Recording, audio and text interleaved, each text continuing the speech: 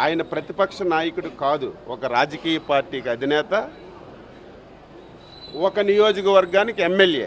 ఈరోజు మేము స్వేచ్ఛగా ఈరోజు ఎవరైనా వెళ్ళండి, ప్రజాస్వామ్యం, ప్రశ్నించండి, ఆన్సర్ చేస్తాం.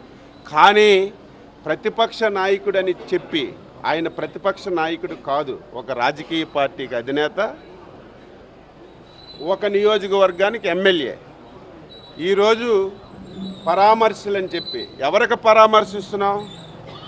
ఈ దేశానికి సేవ చేసిన వ్యక్తులు చనిపోతే పరామర్శిస్తున్నావా? లేకపోతే ఎవరైనా సరే సామాన్యులు చనిపోతే పలకరిస్తున్నావా? ఎవరైతే గంజాయి, ఎవరైతే మారక ద్రవ్యాలు తీసుకొని ఈ సమాజానికి చీడ పురుగుల్లాగా ఉన్నటువంటి వాళ్ళని ప్రభుత్వంలో ఉన్నటువంటి పోలీసులు చట్టాన్ని ఉపయోగించి చర్యలు తీసుకుంటే వాళ్ళకు పలకరించడానికి వెళ్ళి లా అండ్ ఆర్డర్ క్రియేట్ చేస్తున్నాం.